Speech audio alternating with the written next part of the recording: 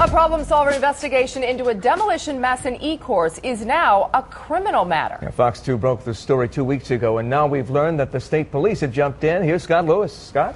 Hugh and Monica, the police investigation is just one new development in a story that's getting bigger every day. You got it wrong again. Well, tell me how I got it wrong.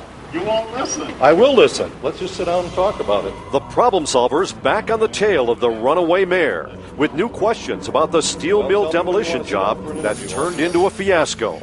You've got quite a criminal past. I don't have quite a criminal past. You full of Why the city hired a crooked contractor named Tom Carter to do the job. Did you ever check to see why Carter went to prison? Questions about Carter's performance bond, an insurance policy that turned out to be worthless.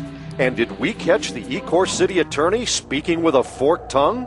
The deeper we go, the more this thing smells. I'll lay it all out for you in a minute. Right now, let me tell you how our problem solver investigation has triggered a criminal probe. I didn't know it till later, but while I was dogging the mayor at City Hall last Friday, state police were at the site of the old steel mill. They showed up at the guard shack with a search warrant and snatched a computer holding weigh scale records. It appears cops want to know whether millions of dollars worth of scrap was stolen. Before they started tearing the place down, the guy in charge put the value of the scrap at $12 million, citing contractor estimates. Yes, I did say that, and I was terribly wrong. I'll say the city estimated $12 million and got only $2.3. Is that a $10 million mistake, or is something more sinister going on? It's no wonder the state police are suspicious, given Tom Carter's criminal record. Did you ever check to see why Carter went to prison? Sure. For stealing scrap metal from Chrysler. Well, I don't know what it was for. Well, it was. He stole scrap metal from Chrysler. Doesn't that kind of... Wait. You should check everyone in the demolition business. Please. Come on, Mayor. They can't all be as bad as Tom Carter. The $10 million scrap discrepancy is only part of it. Carter's subcontractors are suing, claiming he stiffed them for over $500,000. He left the job unfinished and tons of debris behind.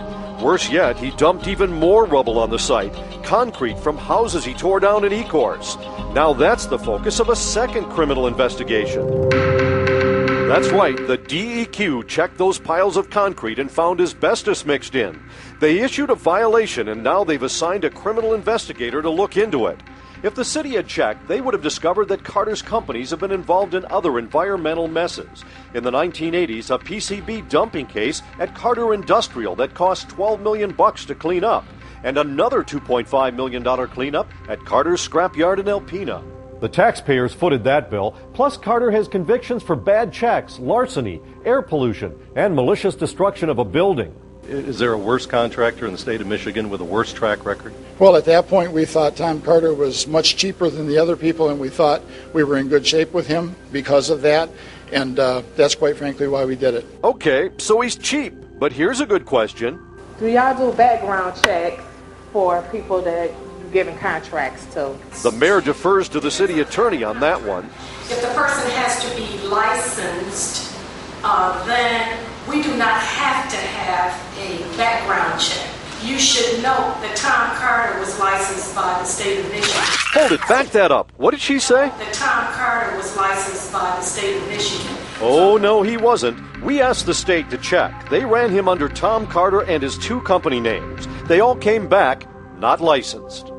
Don't forget, the mayor knew Carter had a criminal record when he hired him, and it gets worse. Carter was supposed to have an insurance policy called a performance bond. The city even fronted him the money to get it. With that bond, the city should have had enough money to finish Carter's job and pay off the subcontractors. Do you want to tell the people of Ecorse why you didn't use the performance bond to clean up this mess?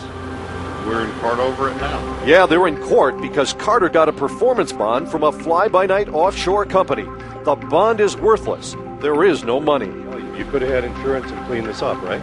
I think you have all your facts screwed up. Okay, can you tell me how I have them screwed up? It'll come out in court. We're the ones filing the lawsuit. I think in the end this is all going to work out, and we're going to really have a benefit to the city. Right now this is a hiccup, and I think we're going to get through this hiccup, sir. A hiccup? The job isn't finished, the insurance is no good, lawsuits are flying, asbestos needs to be cleaned up, and there are two criminal investigations? That's some hiccup. The people of Ecorse deserve better.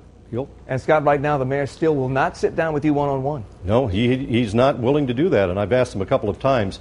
He said he waited for me for 30 minutes during the last time we were at City Council, but I'm not sure if that's true. I'd be willing to sit down with him anytime. All right.